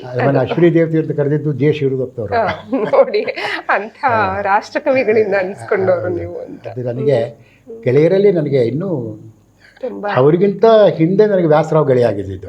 M N Vyasarao. ಹೌದು. ಆಮೇಲಿಂದ ನರಹಳ್ಳಿ ಬಾಲಸುಬ್ರಹ್ಮಣ್ಯ ಗೆಳೆಯಾಗಿದ್ದು, ಆಮೇಲೆ ಎಚ್ ಎಸ್ ಬೇಕು. ಆದರೆ ನಿಮ್ಮ ಗೆಳೆಯರು ಅಂತ ಅಂದಾಗ ನನ್ಗೊಂದು ನಿಮ್ದೇ ಸಾಲು ನೆನಪಾಗುತ್ತೆ ಆ ಗೆಳೆಯರು ಪದ್ಯದಲ್ಲಿ. ಗೆಳೆಯರಿರಲಿ ಕೊನೆ ತನಕ, ಅದ್ರಲ್ಲಿ ನೀವೇ ಬರಿತೀರಿ, ಗುಂಡಿಗೆ ತಿಂಡಿಗೆ ಪುಂಡಾಟಕ್ಕೆ ಭಗವದ್ಗೀತೆಗೆ ಮಾತಿಗೆ ಇರವಿನ ಸಾಬೀತಿಗೆ. ಇನ್ನೊಂದು ಪದ್ಯದಲ್ಲಿ ನೀವು ಗೆಳೆಯರು ಪದ್ಯದಲ್ಲಿ ಹೇಳೋದು, ಬೀಗಿ ಉಬ್ಬಿದರೆ ಚುಚ್ಚಿ ಎಚ್ಚರಿಸಲು ಬಿದ್ದರೆ ಎತ್ತಲು ಮೇಲೆ. ಬಹುಶಃ ಎಲ್ಲ ಇಡೀ ಬದುಕನ್ನ ರೂಪಿಸ್ಕೊಳ್ಳುವಾಗ ಗೆಳೆಯರು ಎಷ್ಟು ಪ್ರಮುಖ ಅಂತ ಅನ್ನೋದು, ಇದನ್ನ ಎಲ್ಲರೂ ಎಲ್ಲ ಪುಸ್ತಕಗಳಲ್ಲಿ ಬರ್ಕೋಬೇಕು ಗೆಳೆಯರ ವಿಷಯದಲ್ಲಿ. ಬೀಗಿ ಉಬ್ಬಿದರೆ ಚುಚ್ಚಿ ಎಚ್ಚರಿಸಲು, ಬಿದ್ದರೆ ಎತ್ತಲು ಬೇಕಲ್ಲ ಅಲ್ವಾ? ಗೆಳೆಯರಿರಲಿ ಈ ಬಾಳಿನಲ್ಲಿ, ಗೆಳೆಯರಲ್ಲಿ ಕೊನೆ ತನಕ, ಅದು ಹಾಡು. ಹಗುರ ಹೃದಯ ತಿಳಿ ಮನಸ್ಸಿರಲಿ ತೊರೆದು ಎಲ್ಲ ತವಕ. ನಮ್ಮ ಹೃದಯ ಹಗುರವಾಗಿರ್ಬೇಕಾಗಿದೆ, ಮನಸ್ಸು ತಿಳಿಯಾಗಿರ್ಬೇಕಾದ್ರೆ ಅಂತ ಗೆಳೆಯರು ಬೇಕು ಅನ್ನೋದಲ್ವಾ ಅಲ್ವಾ? ಹೌದು.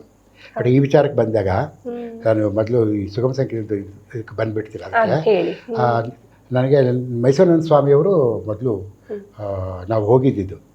ಬಟ್ ಮೈಸೂರಿನ ಸ್ವಾಮಿಯವ್ರಿಗೆ ಅವರು ಒಂದು ಚೌಕಟ್ಟಲ್ಲಿದ್ರು. ಅವರು ಏನಿದ್ರು ನವೋದಯ.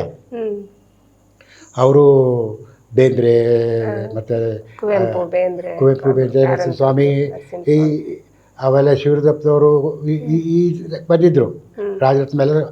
ಆದರೆ ನವ್ಯಕ್ಕೆ ಬಂದಿರಲಿಲ್ಲ ಅವರು. ನಾವೆಲ್ಲ ನವ್ಯ ಸಂಪ್ರದಾಯದ ಕವಿಗಳಾಗಿದ್ವಿ, ವೆಂಕಟೇಶ್ ಮೂರ್ತಿ ನಾನು ಎಲ್ಲನೂ. ನಮ್ಮದನ್ನು ಅಲ್ಲಿಗೆ ಅವರು ಟ್ಯೂನ್ ಮಾಡೋಕ್ಕೆ ಇನ್ನೂ ಅವರು ಸ್ವಲ್ಪ ಅವ್ರಿಗೆ ಹಿಂಜರಿಕೆ ಎಲ್ಲ ಇದ್ದರು. ಅವರು ಮೊಟ್ಟ ಮೊದಲು ಈ ಸವಾಲು ತೊಗೊಂಡವರು ಅಶ್ವಥ್ ಅವ್ರಿಗೆ. ಎಗೈನ್ ನಾನು ಹೇಳ್ತೀನಿ, ಅಲ್ಲಿ ಲಂಕೇಶ್ ಮತ್ತು ಅನಂತಮೂರ್ತಿ ಜೊತೆ ಏನು ಒಂದು ಅವರಲ್ಲಿ ಆ ರೈವಲ್ರಿ ಅಂತಿತ್ತಲ್ಲ, ಅದು ಇಲ್ಲಿ ಅನಂತಸ್ವಾಮಿ ಮತ್ತು ಅಶ್ವಥ್ ನಡುವೆ ಇತ್ತು. ಅನಂತಸ್ವಾಮಿಯವರು ಅಷ್ಟೊತ್ತಿಗೆ ಎಸ್ಟಾಬ್ಲಿಷ್ಡ್. ಆದರೆ ಅಶ್ವತ್ಗೆ ತಾನು ಆ ಮಟ್ಟಕ್ಕೆ ಬರಬೇಕು ಅನ್ನೋದೊಂದಿತ್ತು. ಹೊಸ ಸವಾಲುಗಳು ಮಾಡಬೇಕಂತ. ಮತ್ತು ಭಾಳ ಪ್ರಯೋಗಶೀಲರು ಅಶ್ವಥ್. ಅವರು ಆ ಚೌಕಟ್ಟೊಳಗಿರ್ತಿಲ್ಲ, ಭಾಳ ಪ್ರಯೋಗಶೀಲರಾಗಿದ್ದರು ಅವರು. ಅಷ್ಟೊತ್ತಿಗೆ ಸಿನಿಮಾಗಳಿಗೂ ಮಾಡಿದರು ಮತ್ತು ನಾಟಕಗಳಿಗೂ ಮಾಡಿದರು ಎಲ್ಲನೂ. ಅವರಿಗೆ ಒಂದು ಹೊಸ ಕವಿಗಳ ಒಂದು ಭಾವಗೀತೆಗಳು ಮಾಡಬೇಕು ಅನ್ನೋದಿತ್ತು. ಆಗ ಅವರು ವ್ಯಾಸರಾವ್ ಅವ್ರಿಗೆ ಭಾಳ ಕ್ಲೋಸ್ ಆಗಿದ್ದರು. ಅವ್ರು ನಾಟಕಗಳಿಗೆಲ್ಲ ಸಿನಿಮಾಗಳಿಗೂ ಎಲ್ಲ ಮಾಡಿದ್ರಲ್ಲ ಅವರು. ಅವರು ಕೇಳಿದ್ದಾರೆ, ಇದು ಹೊಸ ಕವಿಗಳದ್ದು ಒಂದು ಮಾಡೋಣ, 5 ಜನದ್ದು ಅಂತ. ಆಗ ಅವರು ವ್ಯಾಸ ಹಾಗಿದ್ರೆ ವೆಂಕಟೇಶ್ ಮೂರ್ತಿ, ಲಕ್ಷ್ಮಣರಾವ್ ಮತ್ತು ದೊಡ್ಡಗೇಗೌಡರದು ಮತ್ತು ಇವ್ರದ್ದು ಜಯ ಸುದರ್ಶನ ಅಂತ ಬರ್ತಾಯಿದ್ದಾರೆ. 5 ಜನದ್ದು 2 ಹಾಡು ಮಾಡೋಣ ಅಂತ ಮಾಡಿಕೊಂಡ್ರು. ಆವಾಗ 5 ಜನದ್ದು 2 ಹಾಡು ಅಂತ ಮಾಡ್ಕೊಳಕ್ಕೆ ಹೋದರು. ಆದರೆ ದೊಡ್ಡಗೇಗೌಡರದ್ದು 2 ಹಾಡು ಸಿಕ್ಕಲಿಲ್ಲ ಅಂತ ಒಂದಾಯಿತು. ಜಯ ಸುದರ್ಶನದ್ದು ಒಂದೇ ಆಗಿದ್ದರಿಂದ ನಂದು 3, ವೆಂಕಟೇಶ್ ಮೂರ್ತಿದ್ದು 3. ಅಲ್ಲೂ ಲಕ್ಕಿ ನೀವು. ಅಷ್ಟೇ ಅಲ್ಲ, ಅದರಲ್ಲಿ ಬಂದ ಹಾಡು ಕೂಡ ಸೂಪರ್ ಹಿಟ್ ಆಯಿತು. ಕೆಂಪು ಕೆಂಗುಲಾಬಿ ಮತ್ತು ನೀನಿಲ್ಲದಿರುವಾಗನಲ್ಲ ಅವೆಲ್ಲ ಇದೆಯಲ್ಲ, ಶ್ರುತಿ ಮೀರಿದ ಹಾಡನ್ನು ಅಲ್ಲೇ ಬಂತು. ಅದು ಫಸ್ಟು ಅವರು ಕೆಂಗುಲಾಬಿ ಅಂತಲೇ ಟೈಟ್ಲು ನಂದೆ. ಕೆಂಗುಲಾಬಿ ಅಂತಲೇ ಅದಕ್ಕೆ ಇದು ಟೈಟ್ಲ್ ಇತ್ತು. ಅದು ಸೂಪರ್ ಹಿಟ್ ಕ್ಯಾಸೆಟ್ ಆಯಿತು. ಅವರು ಇದರಿಂದ ಅದು ಮೆಡ್ರಾಸಿಂದ ಸಂಗೀತ ಅಂತ ಕಂಪನಿ ಬರ್ತಿತ್ತಲ್ಲ, ಸಂಗೀತ ಮಹೇಶ್ ಅಂತ ಅವ್ರು ಮಾಡಿದ್ದು. ಅವ್ರು ನೋಡಿ ನಾವು ವ್ಯಾಪಾರಸ ಹೆಂಗೆ ಹೇಳ್ತೀನಿ ಅಂತ, ಅವ್ರ ಸಂಗೀತ ಮಹೇಶ್ ಕೂಡ ಅವರು ಮುಂಚೆನೂ ಒಬ್ಬ ಹಾಡುಗಾರರಾಗಬೇಕು, ಪ್ಲೇಬ್ಯಾಕ್ ಸಿಂಗರ್ ಆಗಬೇಕು ಅಂತ ಮೆಡ್ರಾಸ್ಗೆ ಹೋದವರು. ಅದಾಗಲಿಲ್ಲ ಅಂದ್ಬಿಟ್ಟು ಕ್ಯಾಸೆಟ್ ಕಂಪ್ನಿ ಶುರು ಮಾಡಿದ್ರು ಅವರು. ಅದರಲ್ಲಿ ದೊಡ್ಡ ಹೆಸರು ಮಾಡಿದ್ರು ಅವರು. ಸಂಗೀತ ಕ್ಯಾಸೆಟ್ ತರದು ಆಗ ಫೇಮಸ್ ಅಲ್ವಾ. ಆಮೇಲೆ ಸಂಗೀತ ಸ್ಟುಡಿಯೋನೇ ಇತ್ತು ಅವ್ರದ್ದು. ಸ್ಟುಡಿಯೋ ಕೂಡ ಇತ್ತು ಅವ್ರದ್ದು. ಅಲ್ಲಿ ರೆಕಾರ್ಡ್ ಆಗಿದ್ದು. ಆದ್ರೆ ಇದನ್ನು ಮೊದಲು ಇದಕ್ಕೆ ಬಂಡವಾಳ ಹಾಕಿ ಎಲ್ಲ ಮಾಡಿ ನಮ್ಮ ರತ್ನಮಾಲಾ ಮಾಲ್ತಿ, ರತ್ನಮಾಲಾ ಅವ್ರ ಪ್ರಕಾಶ್ ಇದ್ರಲ್ಲ, ಅವರೇ ದುಡ್ಡು ಹಾಕಿದ್ರು. ದುಡ್ಡು ಹಾಕ್ಬಿಟ್ಟು ಒಂದು ಕ್ಯಾಸೆಟ್ ಮಾಡಬೇಕು ಅಂತ ಹೋಗಿದ್ದು. ಅವ್ರು ಮಹೇಶ್ ನೋಡಿದ್ರು. ಅವ್ರಿಗೆ ಈ ಕೇಳಿದ್ರೆ ಗೊತ್ತಾಗ್ಬಿಡ್ತು ಅವ್ರಿಗೆ, ಓ ಇದು ಸೂಪರ್ ಹಿಟ್ ಆಗಿದೆ ಗೊತ್ತಾಗ್ಬಿಡ್ತು ಅವ್ರಿಗೆ. ಅವ್ರು ಬಂದು ಇವ್ರ ಹತ್ರ, ನೀವು ಅದನ್ನು ನನಗೆ ರೈಟ್ಸ್ ಕೊಡೋದಾದ್ರೆ ಕೊಂಡ್ಕೊಂಡ್ಬಿಡ್ತೀನಿ ಅಂದರು. ಇವ್ರ ಹತ್ರ ಪ್ರಕಾಶ್ ಅವರು ಬಂದು, ಇವ್ರಿಗೆ ನಿಮ್ಗೆ ಎಷ್ಟು ಖರ್ಚಾಗಿರ್ತೋ ಅದ್ಮೇಲೆ ಲಾಭ ಕೊಟ್ಟು ತಗೋತೀವಿ ಅಂತ. ಇವರು ಅಯ್ಯೋ ಸುಲಭವಾಗಿ ಅದು ಇದಾಗ ಯಾಕೆ ಕೊಡಬಾರ್ದು ಅಂತೇಳಿ ಇವರು ಏನೋ ಆ ಕಾಲಕ್ಕೆ ಒಂದು 20,000 ಏನೋ ಖರ್ಚು ಮಾಡಿದ್ರೇನೋ, 25-30 ಸಾವಿರಕ್ಕೆ ರೈಟ್ಸೇ ಮಾಡಿಬಿಟ್ರು ಅವ್ರಿಗೆ. ಆದರೆ ಆಮೇಲೆ ಸೂಪರ್ ಹಿಟ್ ಕ್ಯಾಸೆಟ್ ಆಗೋಯ್ತು. ಅದರಲ್ಲಿ ಅವ್ರು ಲಕ್ಷಾಂತರ ರೂಪಾಯಿ ಸಂಪಾದನೆ ಮಾಡಿದ್ರು. ಅದಿರಲಿ, ಆ ಮಾತು ಯಾಕೆ ಹೇಳಿದೆ ಅಂದರೆ, ಅದು ಮೊಟ್ಟ ಮೊದಲ ಕ್ಯಾಸೆಟ್ ಮಾಡಿದ್ದು. ಅದಾದಮೇಲೆ ಒಂಥರ ನಾವು ಈ ಕ್ಯಾಸೆಟ್ ಲೋಕಕ್ಕೆ ಬಂದ್ವಿ. ಅದು ನಮ್ಮ ತಂದವರು ಅಶ್ವಥ್. ಹೌದು. ಅದಾದಮೇಲೆ ಬೇಕಾದಷ್ಟು ನಮ್ಮದು ಅದರಲ್ಲೂ ಒಂಥರ ಕಾಂಬಿನೇಷನ್ ಆಗೋಯ್ತು. HSV, ಆಮೇಲೆ ವ್ಯಾಸರಾವ್, ನಂದು 3 ಜನದ್ದು. ವಾಸಂತಿ ಅಂತ ಬಂತು, ಪ್ರೇಯಸಿ ಅಂತ ಬಂತು, ಬೇರೆ ಬೇರೆ ಆ ಥರದ ಬೇಸ್ಟು ಕ್ಯಾಸೆಟ್ಗಳು. ಅನುರಾಗ ಬಂತು. ಅನುರಾಗ ಅಲ್ಲಿ ಭಾಳ ಜಾಸ್ತಿ ಜನ ಇದ್ರು. ಅದು ಅದು 10 ಜನ ಕವಿಗಳದ್ದು ಅದು. ಅದು ನಾವೇ ಮಾಡಿದ್ದು. ಅಂದರೆ ಬಹುಶಃ ಅಣ್ಣವ್ರ ಪರಿಚಯ ಆಗಿದ್ದಲ್ಲಿ ನಿಮಗೆ ಅನುರಾಗ. ಅಣ್ಣವ್ರು ಬರ್ತಿದ್ದು ಹೇಳ್ತೀನಿ. ಹೌದು. ಒಟ್ಟಲ್ಲಿ ಈ ಕ್ಯಾಸೆಟ್ ಬಂತು. ಇದಾದಮೇಲೆ ಈ ಕ್ಯಾಸೆಟ್ ಲೋಕಕ್ಕೆ ಬಂದು ಅಲ್ಲಿ ನಮಗೆ ಭಾಳ ಜನಪ್ರಿಯತೆಗಳು ಬಂತು. ಅದಾದಮೇಲೆ ಈ ಅನುರಾಗದ ಬಗ್ಗೆ ಕೇಳಿದೆಯಲ್ಲ, ಈ ಅನುರಾಗ ನಾವು ವೆಂಕಟೇಶ್ ಮೂರ್ತಿದ ಐಡಿಯಾ ಅದು. ಅಶ್ವತ್ಗೆ ಕನ್ನಡದ ಈ ನವ್ಯದ ಒಳ್ಳೆ ಕವಿಗಳದ್ದು ಒಂದು 10 ಜನ ಕವಿಗಳದ್ದು 10 ಹಾಡು, ಒಬ್ಬೊಬ್ರು ಒಂದೊಂದೇ ಹಾಡು, ಎಲ್ಲರದು ಒಂದೊಂದು ಮಾಡೋಣ ಅಂತೇಳಿ. ಆಯಿತು ಅಂತೇಳಿ. ಅವಾಗ ಯಾರು ಇನ್ನೂ ಹಾಡುಗಳೇ ಬರೆದಿ, ತಿರುಮಲೇಶ್ ಹಾಡೇ ಬರೆದಿರಲಿಲ್ಲ. ತಿರುಮಲೇಶ್ ಕೈಲಿ ಬರ್ತಿದ್ವಿ, ಜಯಂತ್ ಕಾಯ್ಕಣಿಗಳು ಬರ್ತಿದ್ವಿ, HS ಶಿವಪ್ರಕಾಶು, ಸಿದ್ಲಿಂಗಯ್ಯ, ಡಾಕ್ಟರ್ ಸಿದ್ಲಿಂಗಯ್ಯ, ಇವರೆಲ್ಲರದ್ದು, ಮತ್ತು ವೆಂಕಟೇಶ್ ಮೂರ್ತಿ, ವ್ಯಾಸರಾವ್, ನಂದು ಎಲ್ಲ ಇತ್ತು. ಅನುರಾಗ ಅಂತ ಕ್ಯಾಸೆಟ್ಟು. ಆ ಕ್ಯಾಸೆಟ್ಟಲ್ಲಿ ಒಂದು ಡುವೆಟ್, ಒಂದು ಯುಗಳ ಗೀತೆ ಒಂದಿತ್ತು. ಅದು ನಾ ಬರೆದಿದ್ದೆ. ಅದು ನಂದೊಂದು, ವೆಂಕಟೇಶ್ ಮೂರ್ತಿದ್ದು, ವ್ಯಾಸರಾವ್, 3 ಜನದ್ದು ಯುಗಳ ಗೀತೆಗಳೇ ಇದ್ದಿದ್ದು. ಸೊ ನಂದು ಆಮೇಲಿಂದ ಅವರು ಕರ್ಕೊಂಡೋಗಿ ಅಲ್ಲಿ ರೆಕಾರ್ಡ್ ಎಲ್ಲ ಮಾಡಿ ವಾಯ್ಸ್ ಮಿಕ್ಸಿಂಗ್ ಅವ್ರು ಕೇಳಿಸಿದ್ರಂತೆ. ಆಮೇಲೆ ವಾಯ್ಸ್ ಮಿಕ್ಸಿಂಗ್ ಬರಬೇಕಾಯ್ತು ನಾವು. ಅವರು ಈ ಹಾಡು ತುಂಬ ನನಗೆ ಇಷ್ಟ ಆಯಿತು, ಚೆನ್ನಾಗಿದೆ ಅಂತ ಹೇಳಿದ್ರು. ನನ್ನ ಹಾಡು ನೆನಪಿದೆಯಾ ಓ ಗೆಳತಿ, ನೆನಪಿದೆಯಾ ನನಗೆ ಅಂತ, ಭಾಳ ಚೆನ್ನಾಗಿದೆ ಅಂತ ಹೇಳಿದ್ರಂತೆ. ಆಮೇಲೆ ಇವ್ರು ಬಂದು, ಅಶ್ವಥ್ ಬಂದು, ಅಣ್ಣ ಅವ್ರು ನಿಮ್ಮ ಹಾಡನ್ನ ಇಷ್ಟಪಟ್ಟರು ಕೊಡ್ರಿ, ಭಾಳ ಚೆನ್ನಾಗಿದೆ ಅಂತ ಹೇಳಿದ್ರು. ಆಮೇಲೆ ವಾಯ್ಸ್ ಮಿಕ್ಸಿಂಗ್ ಹೆಂಗೂ ಸಿಗ್ತಾರೆ, ಇದಕ್ಕೆ ಹೋಗೋಣ ಅಂತ ಹೇಳಿದ್ರು. ಆಮೇಲೆ ನನಗೆ ಅಣ್ಣವ್ರು ಒಂಥರ ನಮಗೆ ಯಾವುದೋ ಕನಸಿನಲ್ಲಿ ಬರೋದು. ಅವ್ರನ್ನ ನೋಡಿ ಮಾತಾಡೋದೇ, ಎಲ್ಲೋ ಯಾವಲ್ಲೂ ನೋಡಿದ್ದಷ್ಟೇ. ಅವ್ರ ಹತ್ರ ಹೋಗ್ತೀವಿ, ಮಾತಾಡ್ತೀವಿ ಅಂತ ಗೊತ್ತಿಲ್ಲ. ಒಂದು ಹಾಡು ಬೇರೆ ಹಾಡ್ತಾರೆ ಅಂತ. ಅಲ್ಲಿಗೆ ಹೋಗಿದ್ದೆ. ಅದು ಇದಕ್ಕೆ ಚೆನ್ನೈನಲ್ಲಿ ಅವರು ವಾಯ್ಸ್ ಮಿಕ್ಸಿಂಗ್ ಇತ್ತು. ಆ ವಾಯ್ಸ್ ಮಿಕ್ಸಿಂಗ್ದಾಗ ಬಂದರು. ಭಾಳ ಸರಳ ವ್ಯಕ್ತಿ ಅಲ್ವಾ, ಗೊತ್ತಿಲ್ಲ. ಡಾಕ್ಟರ್ ರಾಜ್ಕುಮಾರ್ ಅಂದರೆ ಇವತ್ತಿಗೂ ಅಷ್ಟು ಆ ನಯ ಆ ವಿನಯ ಇನ್ನೊಬ್ಬರಲ್ಲಿ ನಾನು ಕಂಡಿದ್ದು ಅಂತಂದರೆ ಎಸ್ ಪಿ ಬಾಲಸುಬ್ರಹ್ಮಣ್ಯಂ ಅವರಲ್ಲಿ. ಬಟ್ ಅಣ್ಣವ್ರದ್ದಂತೂ ಅವರು ಆಮೇಲೆ ಏನಾಯ್ತು ಗೊತ್ತಾ, ಅಲ್ಲಿ ಹೋದ್ವಿ. ಅವರು ವಾಯ್ಸ್ ಮಿಕ್ಸಿಂಗ್ಗೆ ಇರಬೇಕಾಯ್ತಲ್ಲ, ಹೇಳಿದ್ರು ಇವರು. ಅವ್ರು ಹೇಳಿದ್ರು, ನಿಮ್ಮ ಹಾಡು ತುಂಬ ಚೆನ್ನಾಗಿದೆ, ನನಗೆ ತುಂಬ ಇಷ್ಟ ಆಯಿತು, ಎಷ್ಟು ಕಲ್ಪನೆ ಇಲ್ಲ, ತುಂಬ ಚೆನ್ನಾಗಿದೆ ಅಂತ ಹೇಳಿದ್ರು. ಭಾಳ ಖುಷಿ ಆಗಿಬಿಟ್ಟಿತ್ತು. ಆಮೇಲೆ ನಿಮ್ಗೆ ಯಾವುದು ಊರು ಅಂತ ಕೇಳಿದ್ರು. ಚಿಂತಾಮಣಿ ಅಂತೇಳಿ. ಚಿಂತಾಮಣಿ, ಓಹ್ ಅಲ್ಲಿ ರುಕ್ಮೋಜಿರಾವ್ ಥಿಯೇಟ್ರ್ ಅಂತ ಇರಬೇಕಲ್ವಾ ಅಂತಂದರು. ಸರ್ ಇತ್ತು, ಇವಾಗ ಅದು ಹಿಂದೆ ನಾಟಕಗಳೇ. ಹೌದು, ನಾನು ನಮ್ಮ ಅಪ್ಪಾಜಿ ಜೊತೆ ಅಲ್ಲಿ ಬಂದಿದ್ದೆ. ಆ ರುಕ್ಮೋಜಿರಾವ್ ಥಿಯೇಟ್ರಲ್ಲಿ ನಾವು ನಾಟಕ ಮಾಡಿದ್ವಿ. ಅಲ್ಲಿ ಒಂದು ಗುಡ್ಡ ಇದೆಯಲ್ಲ, ಆಂಜನೇಯನ ಗುಡ್ಡ, ದಿನಾ ಬೆಳಗ್ಗೆ ಹತ್ತಾ ಇದ್ದೆ ನಾನು. ಹೋಗಿ ಮೇಲ್ಗಡೆ ಹೋಗಿ ಬರ್ತಾ ಇದ್ದೆ. ಎಷ್ಟು ಚೆನ್ನಾಗಿತ್ತು. ಗುಡ್ಡ ಇದೆ ಸರ್ ಈಗ ಥಿಯೇಟ್ರ್ ಇಲ್ಲ ಅಂತೆಲ್ಲ ಅದೆಲ್ಲ ಕೇಳಿ ಮಾತಾಡಿಕೊಂಡು ಭಾಳ ಇದು ಮಾಡಿದ್ರು. ಆಮೇಲೆ ಹಾಡು ಹಾಡಿದ್ರು. ಅನುರಾಗ ಕ್ಯಾಸೆಟ್ ಕೂಡ ತುಂಬ ಫೇಮಸ್ ಆಯಿತು. ಅದರಲ್ಲಿ ಈ ಹಾಡು ತುಂಬಾ, ನನ್ನ ಹಾಡಂತೂ ತುಂಬಾ ಫೇಮಸ್ ಆಗಿತ್ತು ಕೂಡ. ಅದರಲ್ಲೂ ಹೇಳಿ ಕೇಳಿ ಡಾಕ್ಟರ್ ಅವರ ಧ್ವನಿ, ಶರೀರ ಶಾರೀರ ಎಲ್ಲವೂ ಅದ್ಭುತ ಅವರದ್ದಂತೂ.